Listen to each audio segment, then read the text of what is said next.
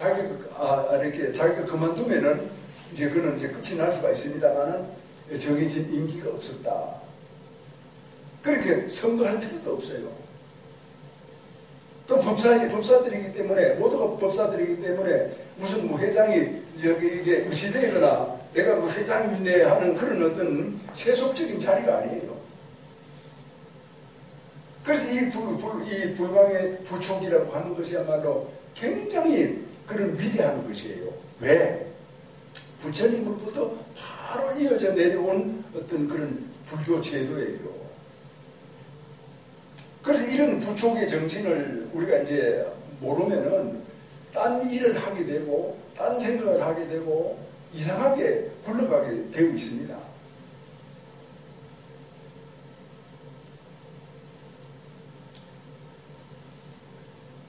그래서 이런 어떤 그 부촉 속에서 우리가 이제 보살행이 나오죠. 내가 이 세상에 태어나서 죽을 때까지 불법을 전하고 불법을 받들고 또 불법을 위해서 살다가 죽겠다. 그걸 이제 우리는 보살행이라고 해요. 또 보현행이라고도 할 수가 있어요. 반야행이라고 해도 됩니다. 근데 이제 과거에는 이제 그 보살행을 상구보리 하와 중생이다. 이렇게 이제 설명을 했거든요. 그 말이 맞아요? 틀려요? 혹시 맞다고 생각하는 분? 맞아요? 그 말이 틀려요. 상구보리, 먼저 보리를 구하고 그 다음에 시간 남으면은 안 죽고 살아있으면은 중생을 제도한다. 그 말이 틀려요. 왜 틀리느냐? 반야는 정확하게 그 부분이 틀리다라고 하는 것을 적시하고 있어요. 반야는 뭡니까? 남을 돕는 것이 바로 자기를 돕는 것이고, 남을 가르치는 것이 바로 자기를 가르치는 것이고, 남을 깨닫게 하는 것이 바로 자기를 깨닫게 하는 거거든요. 그러니까 이 다행이 바로 자기를 위한 그런 어떤 그 수행이라고 하는 그런 것이죠. 그래서 아까 보현 십종행원도 낭송을 했습니다만은 이 보살행, 보현행은 끝이 없어요. 내 생명이 영원하므로 나의 서원도 영원하다. 내 생명이 영원하므로 나의 참회도 영원하다. 이렇게 이제 그 보현행 분경이 그렇게 나가고 있거든요. 그런 거 다 보셨죠? 자, 그랬을 때 그러면 왜 한국 불교에 그게 이제 불광이 세 물줄기였느냐? 한국 불교의 현주소를 알아야 돼요. 자, 이제 여러분들 다들 훌륭하게 많이 배운 분들이기 때문에 생각이 깊을 줄을 알고 있습니다. 조선시대를 우리가 이제 뭐라고 합니까? 그 학자들이 숭유업불시대라고 그러죠. 그 말이 맞다고 생각하는 분. 아, 그래요? 숭유업불. 예, 맞다. 교육의 힘이라고 하는 게 이렇게 큰 것 같습니다. 자, 숭유업불이 아니라 숭유폐불입니다. 숭유업불이라고 하는 것은 유교를 떠받들고 불교를 이렇게 억누른다라고 하는 것이지만, 폐불이라고 하는 것은 불교를 그냥 없애버리는 거예요. 아니 스님, 그때 왕들이 다 또 부처님도 믿고 뭐 절도 짓고 뭐 이래 했는데 어떻게 그렇게 심하게 말씀을 하십니까? 이러거든요.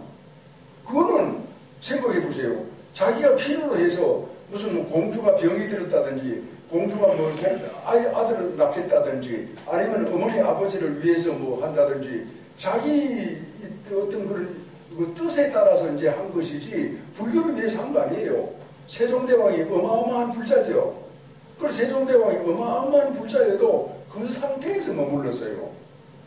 세종대왕을 저는 자랑스럽게 생각을 하고 또 불자로서 아주 훌륭한 분이거든요.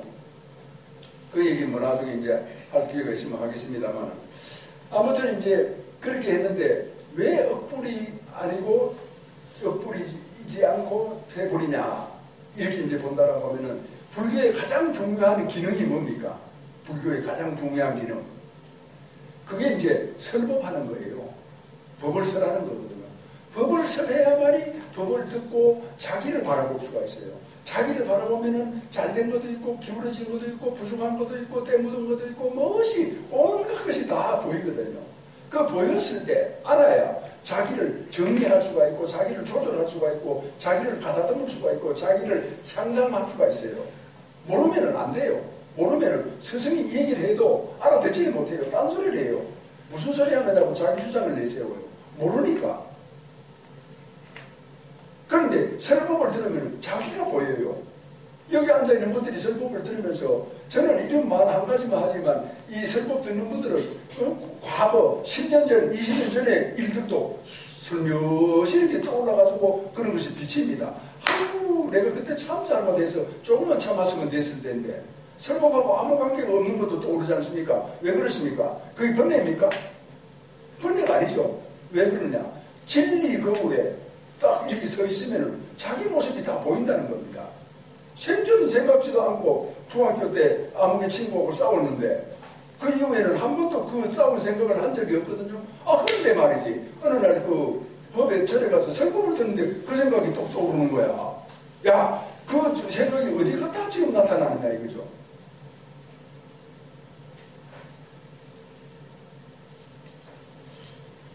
그런 이제 측면에서 불교의 제일 기능은 설법이었어요. 그때 그런 설법인데 조선시대 500년 동안 설법을 못하게 했습니다. 남자는 남자에서 절에 못 가게 하고 여자는 여자에서 못 가고 선비는 선비에서 못 가고 또 사대부는 사대부에서 못 가고 그래가지고 할 수 없이 스님들이 바람을 짊어지고 내려와가지고 동양을 해서 그냥 입에 불칠이나 하고 겨우겨우 살았어요. 그 나중에 도첩제를 폐지를 하지 않습니까? 그래요. 그 도첩제를 폐지하면은 현재 있는 스님들이 죽으면은 그냥 저런 스님들이 딱 끊어져 버리는 거예요. 그러면 불교가 끝이 나지 않습니까? 그 심지어는 어떻게 합니까? 스님들이 이 어린 아이를 유괴를 합니다. 유괴. 동네 내려가가지고 아이들이 이렇게 모여서 놀잖아요. 좀 또릿또릿한 놈을 있으면 하나 불러가지고 얘야 이리 오너라 이렇게 해가지고 내가 저기 산 모퉁이에 맛있는 걸 갖다 놔놨는데 너 그리 갈래? 이렇게 해서 그걸 데리고 가잖아요. 그러면 그 아이를 바닥에다 집어넣어가지고 출행량을 치는 겁니다. 산으로. 이것이 이제 기록으로 보여요. 왜 그래 했겠습니까? 불교가 망하잖아요. 도첩제를 폐지해버렸으니까. 그런 그 함스럽고 어떤 그런 그 삐뚤어지고 어둠 가득한 그런 시절이 5달이 아니고 50년이 아니고 500년이 동안 계속됐던 겁니다. 거기서 얼마나 불교가 굴절이 됐겠어요. 제 모습을 다 잃어버렸습니다. 자, 고려시대 또 신라시대 그때는 한 달에 신도들이 절에 몇 번을 갔을 것 같습니까? 아는 분? 8번을 갔어요. 8번. 팔관제계라고 하는 거 들어봤어요? 팔관제계 1이 있어요. 그때는 이제 몸과 마음을 정결히 하고 절에 가가지고 뭐 하겠습니까? 설법 듣죠. 그러면 한 달에 8번을 절에 가면은 일주일에 2번 절에 갔다는 거 아닙니까? 그렇게 왕성하게 신앙생활을 하고 또 불교 공부를 하고 그랬던 것이 조선시대에 와가지고 아예 사람들로 하여금 절에 가지도 못하도록 이렇게 만들어 놓은 그 역사가 있잖아요. 거기서 많은 비불교적인 요소들이 들어가 있어요. 그런 것을 떨치고 일어난 것이 대선사의 반야사상이고 반야사상의 큰 두 줄거리가 지혜광명 또 자비광명. 그를 내세워가지고 원래 어둠은 없다. 그래서 500년을 단순히 건너뛰어가지고 아니 1000년, 2000년을 건너뛰어가지고 부처님 당대로 딱 돌아가 버리는 거예요. 이런 어떤 그 어마어마한 뜻을 불광이 가지고 있어요. 모르잖아요. 그런데 신도도 모르고 스님도 모르고 모르잖아. 이래서 모르고 저래서 모르고.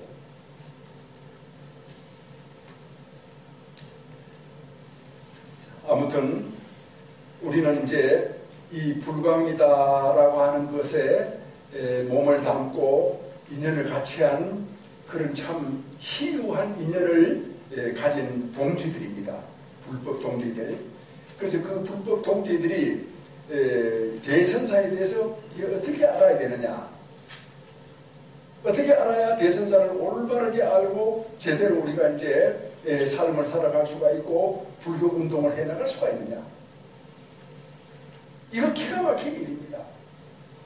누가 뭐 회장을 하고 누가 뭘 하고 누가 퇴주를 하고 그런 어떤 차원의 문제가 아닙니다. 그래서 불광운동은 무슨 운동? 근성으로 제2 대승불교 운동이야.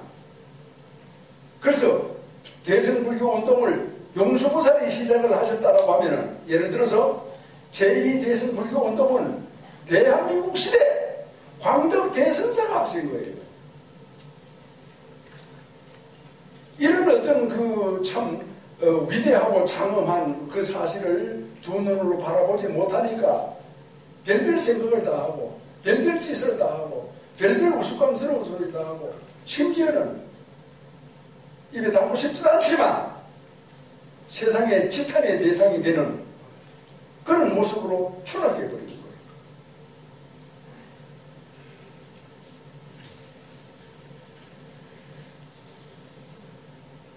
얘기를 하려고 하면은 끝이 없습니다. 차차 이제 우리가 이제 공부를 하면서 나머지는 이제 보태에 나가면 되고 서로 의논하고 묻고 질문하고 닦아 나가면 이제 되는 거거든요. 그렇기 때문에 가장 중요한 것은 바른 생각을 갖는 거. 그러니까 눈을 빡 뜨는 거. 눈만 뜨면 돼요. 눈만 뜨면은 거기가 아주 험지여도 벗어날 수가 있어요. 복지로 만들 수가 있어요.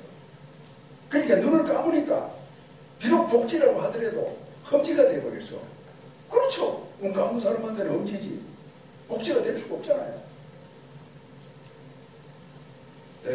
이런 어떤 그런 뜻과 뜻을 알고 거기에 따르는 사명을 가지고 우리가 이제 불광운동, 불교운동 또는 그런 이제 부처님의 가르침을 통해 가지고 내 인생을 이제 참 잘 살아나가야 된다. 이제 그런 이제 의미가 됩니다. 그래서 제가 여기서 이렇게 살고 있으면서 다시는 불광의 발걸음을 하지 않겠다 이렇게 이제 생각을 하고 제가 할 수 있는 일이 뭐냐 이래가지고 이제 대선사께서 입적을 하시자마자 티베트라고 하는 곳에 거기 고원이거든요. 그 고원 위에 또 고원이 있어요. 고원은 이제 보통 3,500m 이상이 고원인데 그 고원 위에 또 고원이 한 5,000m 정도 돼요.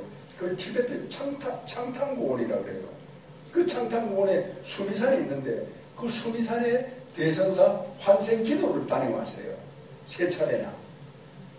그러면서 이제 시봉일기를 쓰고 내가 불광에 가지 않는다 하더라도 나는 내가 대선사께 입은 은혜에 10분의 1, 100분의 1이라도 내가 이렇게 이제 조금이라도 보답을 했으니까 이제 나머지는 다음 생에 또 대선사를 만나 뵈면은 이제 그때 또 하면 되지 않겠나 이런 이제 생각을 했습니다만은 얼마 전에 무슨 일로 다시 이제 불광에 가게 된 거예요. 그리고 또 오늘 이제 그런 인연으로 이제 여러분께서 여기까지 일부러 이렇게 와주셨잖아요. 마스크를 하고 이 참 그 무서운 전염병이 왔다 갔다 한다는 이런 속에서도 용기를 가지고 오신 거예요. 병도 말입니다. 용기 있는 사람은 무서워해요. 그러나 조심성이 없고 함부로 하는 사람은 병이 깔아봐요. 그래서 우리가 조심하고 또 우리가 어떤 규칙을 잘 지키고 이렇게 하면서 일상생활을 우리가 늠름하게 이렇게 해나간다라고 했을 때 거기에서 불자의 어떤 그런 참 면모가 있게 되는 겁니다. 아무튼 오늘 배설법은 뭐 길게 할 수가 없고 또 대선사 이제 기일이기 때문에 이제 제를 올리게 됩니다. 그리고 오늘 올리는 제 내용은 제가 이제 대선사로부터 전수를 받은 그런 어떤 형식인데, 그 성철 큰 스님 아세요? 다 아시네. 성철 큰 스님이 대선사의 사형님이에요. 그러니까 저하고 지정 스님하고 관계하고 똑같아요. 근데 이제 성철 큰 스님이 가장 좋아한 동생이 바로 대선사예요. 근데 이제 성철 스님께서 공부를 많이 해보니까 자기 할아버지가, 그러니까 용성조사예요. 용성조사께서 가장 훌륭하셨다라고 하는 걸 나중에 깨닫게 됩니다. 그래가지고 그분이 성철 종정께서 자기 할아버지를 위해서 제문을 지어요. 그러니까 제를 올리는 그런 그 형식을 만드는 거예요. 할아버지를 위해서. 그래서 그거를 이제 대선사께서 받아가지고 불광에서 항상 그 의식문으로 이제 동산노사, 소천노사 이렇게 이제 제를 올렸거든요. 제가 이제 연구를 하고 대선사께서 나오셔서 절을 하시고 그러겠습니다. 근데 지금은 이제 물론 제가 연구를 하는 것 같습니다만은 이제 대선사께 올리는 그런 연구이 되고 말았습니다. 아무튼 그런 형식으로 해서 오늘 이제 제를 올리고, 또 오늘 이제 우리 이제 또 비안사에는 매달 한 번씩 조상님 천도를 올립니다. 저기 우리 불교는 제도해야 될 중생이 두 가지예요. 첫째는 눈에 보이는 중생, 또 두 번째는 눈에 보이지 않는 중생. 자, 눈에 보이는 중생은 누굽니까? 우리들이죠. 그 다음에 보이지 않는 중생이다, 이렇게 말을 한다면 바로 우리 조상님입니다. 아이고 스님, 그런데 저는 여기 저기 우리 조상님 모셔놓지도 않았는데 뭐 저기 지내면 뭐합니까? 그는 이제 좀 부족한 말씀이에요. 부족한 생각이에요. 왜 그러냐면은 조상님은 자손이 가는 곳에 항상 따라다녀요. 여러분들께서 오늘 이렇게 저에게 설법을 듣고 만약에 기쁜 마음을 냈다라고 하면은 여기 조상님도 여기 오셨잖아요. 그러면 조상님도 여러분 마음만큼 기뻐져요. 아시겠습니까? 마음만큼 기뻐지기 때문에 조상님이 여기 오실 때까지는 도리천에 계셔서 근데 여기 오셔가지고 여기 이제 자기 자손이 설법을 듣고 환희심을 내거든. 그러니까 마음이 환희심으로 바뀌어가지고 가실 때는 어디로 가? 도리천으로 가요? 아니지. 무색계로 가시는 거야. 색계로 가시는 거야. 그러니까 더 높은 곳으로 가시는 거예요. 그래서 사람들도 마찬가지거든요. 오늘 어제 다르고 오늘 다르고 오늘 다르고 내일 다른 게 이게 뭐냐? 그거는 가만히 있어도 달라지는 게 아니에요. 그건 늙어버려 가는 것밖에 달라지는 게 없어요. 뭐가 달라지느냐? 마음의 경지가 달라져. 그래서 그거를 선가에서는 향상일로라고 했어. 향상일로. 그래서 설법을 들어야만이 향상일로가 가능하거든요. 울려서 걷기를 진동하여 철이산이 밝아지고 잠잠해서 급전 봄 소식이 급후에 찬란해라. 일찍이 형상으로 모령상을 떨쳤으니 도솔산이 당당하여 그의 소리 영원하리.